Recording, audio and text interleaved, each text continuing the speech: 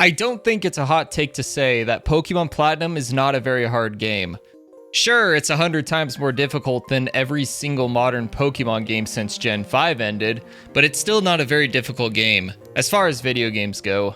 This leads me to the obvious challenge I am attempting to complete, as the video title would suggest.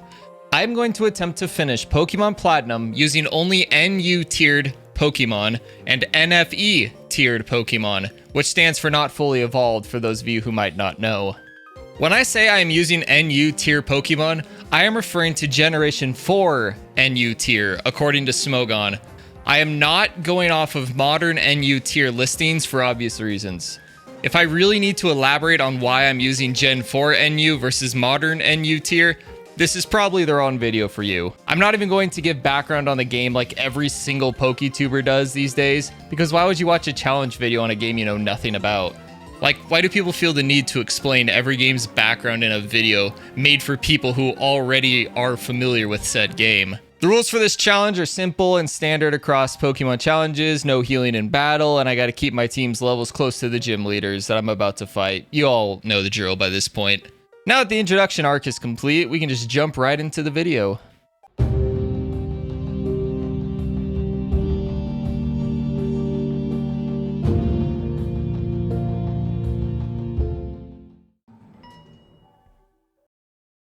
To start things off, I name myself Jacobs and my rival Barry. I then pick Chimchar as my starter, as he is the only starter in the entire game who has an evolution form in NU tier with Monferno. All fully evolved forms of the three starters are above NU, while Grotle and Prinplup are below NU in NFE tier, so I consider Chimchar to be the superior starter for this challenge and go with him. I put Barry on his ass with little to no effort, as is tradition in Gen 4, and move onwards. Piplup only attacked me once though, and then proceeded to spam Growl for the rest of the fight. That's some good old-fashioned Pokemon AI for ya. Game Freak will never make a solid decision-making AI for their games. They genuinely believe that the only people who play their games are mindless 2-year-olds.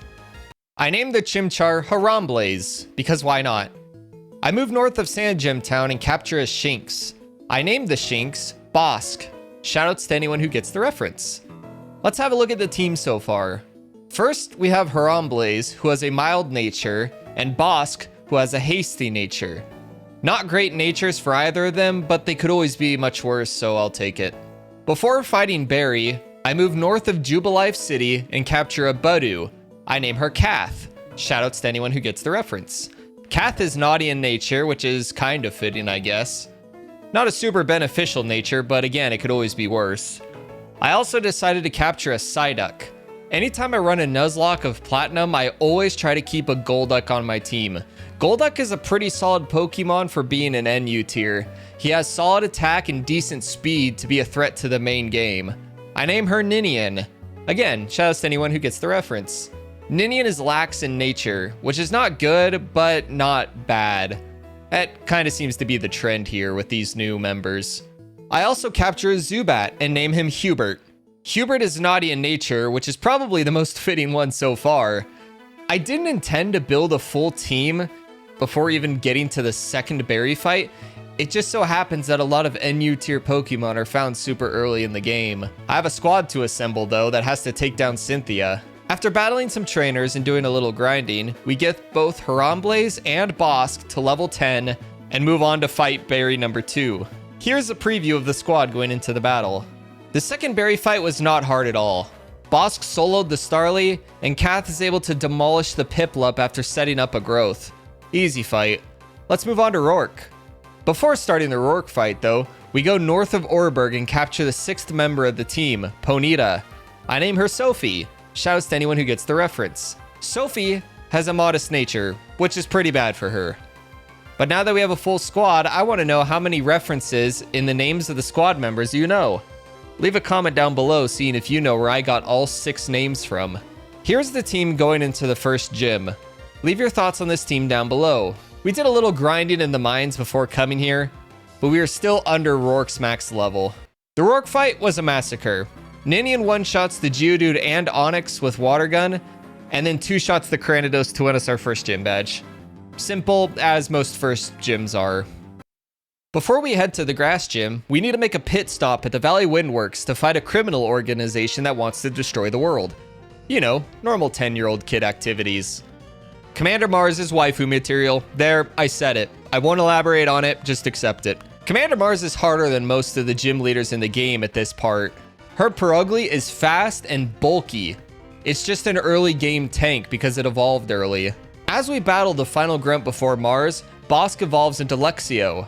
That should help us a lot in this fight with Mars. But before we fight Mars, I make the tough decision to bench Haramblez. I do this because I want a different team member who I think will be better for us in the long run with this challenge. The fact is, after the grass gym is done, Monferno would not be able to do much to the remaining gyms or the Elite Four with the exception of Aaron. That does not justify him being on the team, so I decided to bench him. To fill the void though, I added Bidoof to the team. The battle here is tough as always. Sophie manages to take down the Zubat but gets poisoned in the process. Second is Purugly and I hard swap to Bosk to eat the fake out. I try to get the para on it, but Bosk goes down before getting it. I go back to Sophie, who gets an Ember off before going down to a scratch and poison damage. I then send in Hubert, who confuses Purugly and takes it down to red health with a bite, but that's not enough as Hubert goes down and we lose the fight. Second attempt goes much better though. Sophie and Kath team up to take down the Zubat, but Sophie gets poisoned again in the process. Kath goes down to the incoming Purugly, and I send in Bosk, who manages to take down Purugly to under a quarter health and get the para on it as well this time. Purugly then gets fully para'd, and Bosk is able to take it down with a charge boosted Spark, winning us the fight. This is honestly one of the harder fights in the game, and with this team, I'm happy to have taken her down on my second attempt. Random thought, you know what would be cool? Doing away with the gym types in general and replacing them with themes. Like a gym that uses only Pokemon that are colored red, or Pokemon that are based on foods or appliances. Would that not be cool? Anyways, back to your regularly scheduled video. We make our way to Eterna Forest and spend some time there leveling up. Once that's completed, we move on to Eterna City, where we get the Underground Explorer Kit. I then head to the Sinnoh Underground and find a shield fossil. I take the shield fossil back to Orberg, and we get ourselves a shield on. I name him Boomy. Shoutouts to anyone who gets the reference. He is relaxed-natured. I don't plan on keeping him on the team very long, but I want an early game wall, so he stays for now. Let's head for Gardenia. Here's the team going into the second gym fight. Let me know your thoughts down below. The Gardenia fight is total domination, with Hubert taking down Turtwig and Cherrim, and Sophie taking down the Roserade in one shot, despite being paralyzed with a critical Flame Wheel. That was pretty easy. Before we move on to the third gym in the game, we have to deal with probably the most annoying fight in the entire game, Jupiter 1. The first Jupiter fight is difficult for the same reason that Mars is. You are fighting somebody with a fully evolved Pokemon while you are still on stage 1s and 2s. The Skuntank on her team is an absolute tank that hits really hard. It is also weak to only ground, something that I don't have on this team. I could go out and get a Geodude, but I think we'll be fine without one. Let's see how this goes. Here's the squad going into the Jupiter fight. We lead off with Boomy against Jupiter's Zubat. Boomy takes a Giga Drain and takes down Zubat with a couple of Rock Tombs. Second is Skuntank. And here's a fun fact. Skuntank's only attacking move here is Night Slash. Yeah, that means a solid Steel or Rock type mon completely shuts down Jupiter's entire team. I mean, look at how little damage it does to Boomy. The unfortunate thing, and the reason why Bastiodon is in NU-Tier, is because they have 0 attack on them. They can tank really well, but they hit about as hard as a wet napkin. I use Rock Tomb to lower Skuntank's speed before Boomy goes down. I go out to Hubert for some reason, and get a Confuse Ray off. Skuntank immediately shrugs it off after one turn and drops Hubert. I then make a big brain play and go out to Ninian and use Disable, taking away Skuntank's only attacking move, which allows Ninian to take down Skuntank and win the fight. Fantina is one of the more annoying gym leaders in this game. Her Miss Magius is super fast, and because it is fully evolved in early game, it hits like a truck also. The problem with Platinum is that it forces you to fight Fantina third. And by this point in the game, your options to reliably deal with fast ghost types is limited, especially when you have an all NU tier team like me. At least the puzzle gimmick is interesting. Before we fight Fantina, I go west from Heartdome City and capture a Ralts. I name her Maya. There is only one person on the planet who gets this reference, and he doesn't watch my content. But feel free to leave a comment though, taking a guess on what this reference is. Maya is jolly in nature, which is extremely fitting. Unfortunately though, it's a bad nature for a Ralts that I plan on making a Gardevoir. We bench Boomy for Maya and grind Maya some levels. During the grind, she evolves into Kirlia. Also during the grind, Hubert evolves into Golbat. With Maya up to speed, we head to take on Fantina. Here's the team heading into the Fantina fight. This fight was a nail biter. First up is Duskull. Hubert gets a nice bite on turn 1 to flinch the Duskull. Fantina heals it up, and Hubert takes it down in 2 more bites without taking any damage. Next up is Mismagius, and I swap to Bosk to avoid the Psybeam that I know this thing has. Mismagius confuses Bosk, but he pushes through Confusion twice, and even gets a Quick Claw proc to hit 2 solid sparks. Mismagius then takes down Bosk with a Shadow Ball and Psybeam. I send out Maya, who goes down in 1 Shadow Ball. Yeah, at least she tried. I send out Ninian, who gets a weak Confusion off before going down to Shadow Ball and Psybeam. I send out Hubert, who pushes through Confusion and takes down Mismagius with a single bite. Last is Haunter, and I let Hubert stay in. Hubert tanks a Shadow Claw from Haunter and nearly one-shots it with Bite. I hard swap Hubert out for Sophie when Fantina decides to Super Potion the Haunter. Haunter puts Sophie to sleep with Hypnosis and starts Shadow Clawing her. Sophie goes down to Shadow Claws and Confusion after doing 0 damage. I send in Kath, who pushes past Hypnosis to land a clutch Stun Spore on Haunter before going down to a Shadow Claw. This allows Hubert to come in, outspeed the Haunter, and drop it with a single bite, winning us the 3rd gym badge with only 6 HP left on our final Mon. Here's the thing about this team. They can take hits and have some decent moves on them for early game, but they don't have much of an attack presence at all right now. I know this will completely flip come late game with some solid attackers but not very many walls. I guess all I can do is enjoy the temporary bulk while it lasts. Shortly after the gym, we have another berry fight, but nothing really eventful happens. We completely mop the floor with his terrible team. Man is getting washed by a dude running only NU-Tier Pokemon. After the berry fight, Kath evolves into Roselia. This is going to be her final form, as Roserade is above NU-Tier, while Roselia is in NU-Tier. It should be fine though, because Kath never gives up. On our way to Veilstone City, we take out the graveyard tower thing and make our way through the rainforest. Look, I don't remember the routes off the top of my head right now, and it's currently 7:52 p.m. on a work night when I'm writing this. I cannot be bothered right now to check. I just want to go to bed. I do this for you all. If you appreciate my efforts, feel free to leave a like on this video and subscribe if you want to see more. Where was I going with this? Oh yeah, during our battles in the rainforest, Bosk evolves into Luxray. Luxray is always a staple on my Platinum teams. I know whose moves aren't very good for him in Gen 4, but I'm very familiar with him in Platinum, so I know he can put in work for us, even if he has to use Spark for 90% of this game. Before we take on Maylene, we head south of Veilstone to put on some extra levels.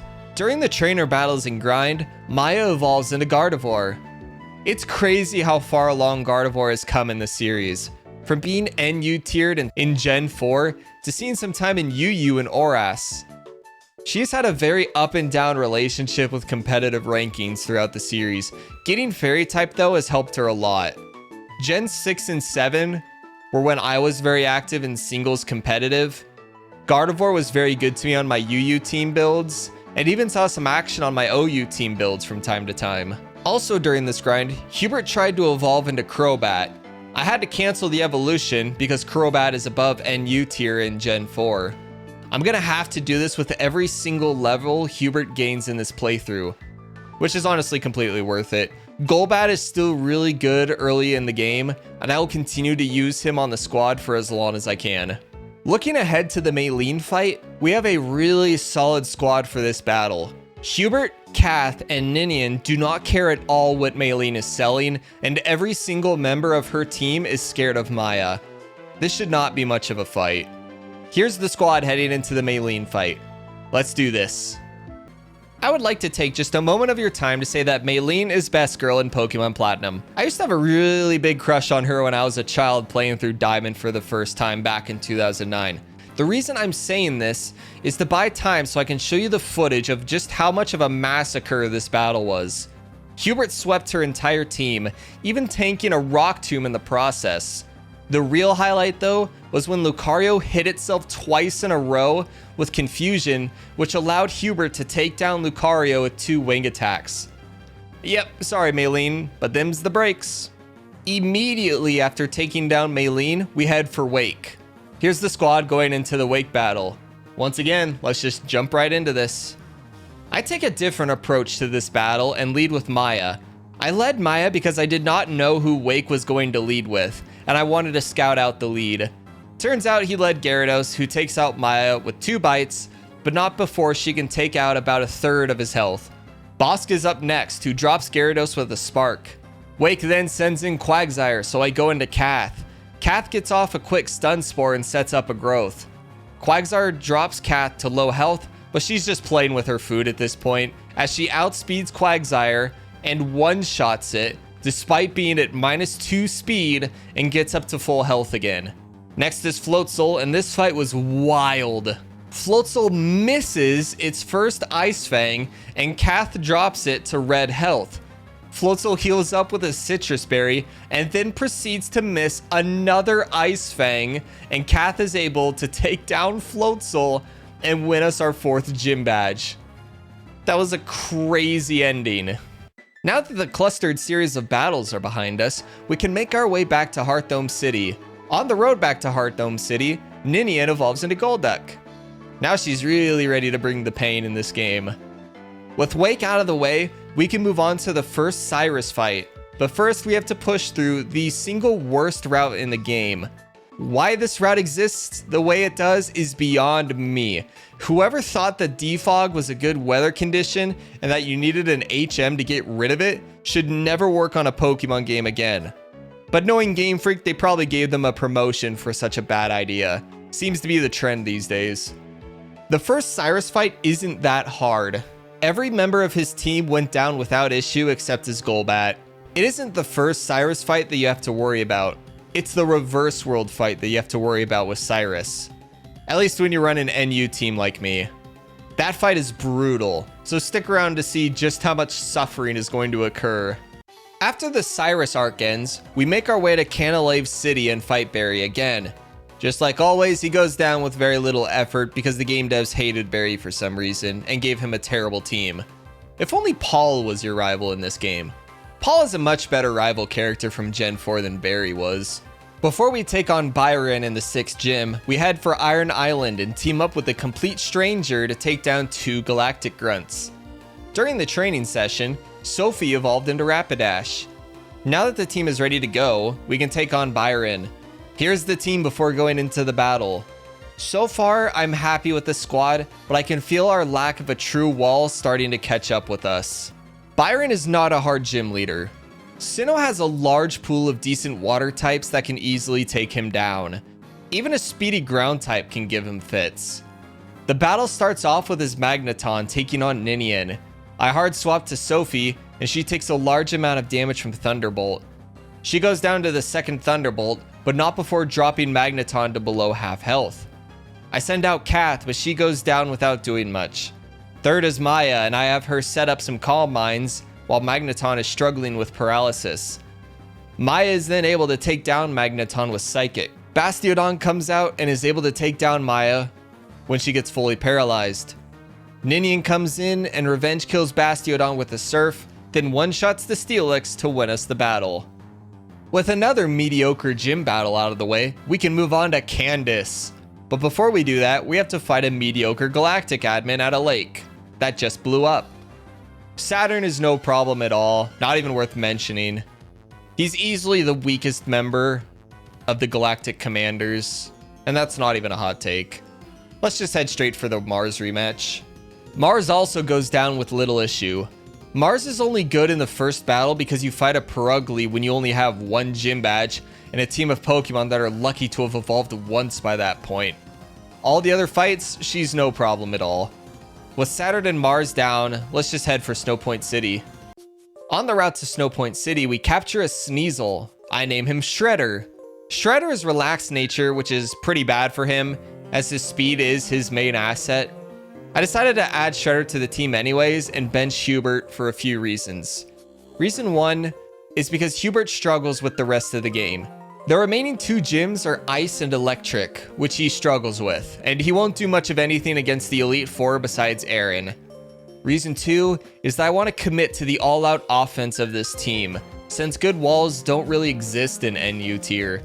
At least nothing with a decent attack to pair. So I add Shredder to add some extra speed and decent attack to commit to the team strategy. We make it to Candice, and here's the squad going into the fight, and the team that will be our final squad for this challenge.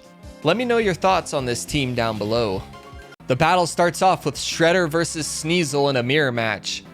It's just trading blows until Sneasel goes down to Shredder's Metal Claw. Fitting. Second is Pillow-Swine, so I swap to Ninian. Ninian outspeeds and one-shots the Pillow-Swine with Surf. Third is Abomasnow, so I go out to Sophie, who one-shots him with Flame Wheel. Last is Frostlast, so I send in Shredder again. Frostlast goes for double team thinking it's funny, but Shredder simply does not care at all and two-shots it with Feint Attack after tanking a Shadow Ball. Easy fights. While things are going well right now, I can promise you that things are going to get a lot harder very soon. Cyrus's team matches up really well against my squad, and I'm going to need to play very well to survive the reverse world against him. Next up is the Galactic HQ. Galactic HQ is not hard at all and poses no challenge to this all-star lineup I have assembled. So let's just skip right to Cyrus 2. The Cyrus rematch is one of the battles of all time. Sophie two-shots the Sneasel with Flame Wheel, which is crazy that it takes 2 stab Flame Wheels to kill a Sneasel, but whatever. Next up is Crobat, who misses a Confuse Ray and gets one shot by Spark from Bosk. Last is Honchkrow, who also goes down to a single Spark from Bosk. Easy fight. But that is the last easy Cyrus fight in this game. Also, Saturn is here and wants a rematch. That's all that's worth saying here. Let's just move on to Mount Coronet. We make our way to the top of Mount Coronet and take on a double battle with Mars and Jupiter with Barry as our tag team partner. Barry, normally with his annoying ass Munchlax, will just sit back and stockpile spam while you have to do all the work and take all the damage in the fight. In this fight, however, Barry is actually somewhat competent. He used Body Slam with his Munchlax to actually do some damage and got some paralysis. He even paralyzed Mars's Perugly. Mars and Jupiter put up a little bit of a fight here, but go down without much of an issue. Now we can enter the reverse world. I honestly hate the reverse world in Platinum. It had such potential from a gameplay standpoint and even a story standpoint, but the game devs did absolutely nothing with it. They only make you push rocks into small holes and walk sideways on walls. It looked cool in the game trailers, but it added nothing to the main gameplay experience. Let's just move through this and get to the last Cyrus fight. Again, here is the squad going into the final Cyrus fight. The final Cyrus fight was a nightmare for me. A combination of bad plays and even worse RNG made this fight a real struggle for me. From getting unlucky burns from Houndoom to getting crit on moves that shouldn't have done too much damage to begin with, I always got screwed over by bad RNG on most of the attempts. Sure, there were some misplays that I made during some of these attempts, but even when I was playing well and things were going my way for a time, bad RNG threw a wrench in everything and would kill an attempt on the spot. This is what I'm talking about with the team not having a reliable tank. I really should have, honestly, in hindsight, added a Graveler to the team. He would have put in work against Cyrus. The main problem was his Houndoom. My team just could not handle it well at all. Cyrus took 5 attempts to take down. What you're watching here is the winning attempt, involving a clutch performance from Bosk to take down Honchkrow, Gyarados, Weavile, and clutching up big time to push through confusion and take down Crobat to defeat Cyrus. See what I'm saying about Luxray? He puts in the work anytime I run him in Platinum, and he never lets me down. I celebrate this major victory by killing Giratina. I won't elaborate on that any further. It's time to take on the final gym in the game. The problem I'm having is that I don't have a solid answer for electric types. I really should have built this team involving a Graveler.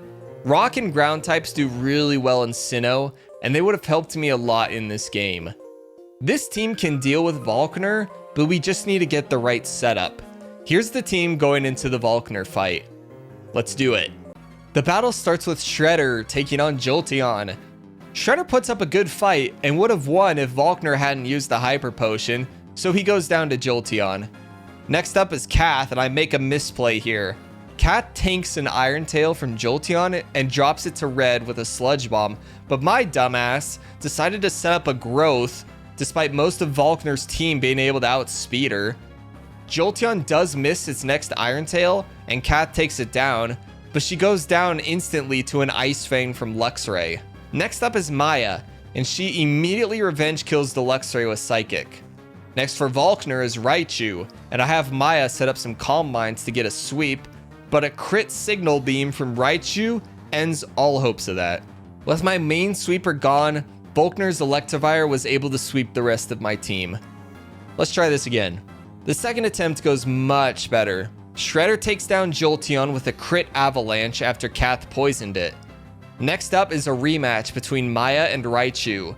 Maya sets up 4 Calm Minds and then proceeds to outspeed and one-shot Volkner's Raichu, Luxray, and Electivire and win us the final gym badge. Maya hard carries, and we're now ready for the Elite Four. Victory Road was no problem, so I'm going to skip it and just jump right into the Elite Four. There was also the final berry fight, but you already know how these go by now. Here's the team going into the Elite Four. Let me know your thoughts on the final team for this challenge. Let's do this. First up is Aaron, and he leads Yanmega versus Sophie. Sophie takes down Yanmega with 2 Flame Wheels while surviving in low yellow health-ish range. Next up is Vesby Queen, who goes down to a single crit Flame Wheel. I don't think that crit mattered. Third is Heracross, and I have Sophie go for Flare Blitz because I don't think Flame Wheel would have one-shot, and Heracross goes down in one shot to Flare Blitz, but so does Sophie. Next up is Bosk versus Scizor. Bosk almost one-shots it with Discharge, but he gets crit by an X-Scissor on Retaliation and goes down. Just my luck. Ninian comes in though and takes down Scizor with a Surf. Last is Drapion, and it goes down to a couple Surfs from Ninian. Bertha is next, and it opens up with Whiscash versus Kath. Kath sets up a Growth and one-shots Whiscash. Next is Gliscor, so I swap to Shredder and almost one-shot it with Ice Shard. Shredder tanks an EQ, and I knew Bertha would then follow it up with a full restore, so I had Shredder use Avalanche to one-shot the Gliscor next turn. Third is Golem, so I go back to Kath. Kath sets up a Growth, swallows a Fire Punch, and one-shots Golem while getting most of her HP back. Kath then one-shots Rhyperior, then two-shots Hippowdon, all with Mega Drain. Kath doesn't even have Giga Drain at this point. Anyone who questioned Kath still being on the team should observe the damage that Kath just did. She is a beast and has earned her spot on this roster the entire game. She took down 4 out of Bertha's 5 team members. Flint is third, and I lead Ninian against his Houndoom. Ninian remembered the pain that Cyrus's Houndoom caused us, and she crit her Surf to one-shot it. Next is Infernape, and Ninian also one-shots it. She is on a rampage at this point. And speaking of rampage, Ninian proceeds to also one-shot Rapidash, two-shot Magmortar, and two-shot Flareon, all with Surf to win the battle. Ninian is also a beast, which is what I've been trying to tell you all for this whole video. Do not sleep on Golducks. Last is Lucian, and the battle starts with Mr. Mime versus Shredder. Shredder comes out swinging and OHKOs Mr. Mime with a feint attack. Second is Gallade, and I swap out to Bosk. Bosk goes down to low health, but takes Gallade down to red health with it. I then decide to hard swap to Maya, and she's able to take down the Gallade. I swapped here because I wanted to keep Bosk's Crunch just in case. Next is Espeon, and I go back to Shredder. Shredder takes Espeon down to a sliver of health and tanks a Signal Beam to drop below half health. Shredder then Ice Shards Espeon to take it down. I swap out to Sophie to take on Bronzong, and she takes it down with 2 Flame Wheels. Last is Alakazam, and Shredder comes back in. Shredder outspeeds and one-shots the Alakazam to win the battle and finish off the Elite Four with 1 battle remaining. There is only Champion Cynthia left, and here's the squad going into the final battle. Here goes nothing. The final battle starts with Kath versus Spiritomb. Spiritomb hits Kath with a hard Psychic and drops her to low health. Kath hits back with a Sludge Bomb and it does next to nothing. Kath went down to a Dark Pulse the next turn. Sophie comes in and crits the Spiritomb with Flame Wheel to take it down to low health. Cynthia heals Spiritomb back up to full health, but Sophie simply does not care and crits Spiritomb again to drop it to red health. Sophie took another Dark Pulse, shrugged it off, and finished off Spiritomb. Second is Milotic, so I swap to Maya. Maya sets up a Calm Mind and puts Milotic to sleep with Hypnosis. Maya then spends the next 3 turns, while Milotic was still asleep, setting up Calm Minds. And when Milotic wakes up, Maya puts her right back to sleep. Maya takes Milotic down to red health with a Magical Leaf, and I set up 1 more Calm Mind before taking it down with another Magical Leaf, just to be safe. Maya then decided to send a message that she is not happy with being an NU tier and proceeded to one-shot Lucario, Garchomp after tanking an Earthquake from it, Roserade, and Togekiss to defeat Cynthia and win us the game and complete the challenge with only NU-tiered Pokemon. That was a fun little challenge, wasn't it? I have a lot of experience running these Pokemon through my Gen 4 Nuzlocke and various other playthroughs over the many years that I have played this game. It's always fun to run through Platinum for any reason, and I hope you all enjoyed the challenge as much as I did. If you enjoyed this style of content and want to see more, I have a solo run that I did of Pokemon Heart Gold and Soul Silver using only a Wurmple. I also have other scripted videos here on the channel, like my Taste of Nostalgia series that I think you might enjoy. I'll put them both on the end card for you, for those of you who are interested. I want to thank you all for watching. Whether you watched for a little bit or the entire video, I want you to know that your support means a lot to me. If you enjoyed this video and want to see more, feel free to subscribe so you don't miss out. I live stream 3 days a week and would love to see you stop by. With that being said, I'll talk to you all later, and bye for now.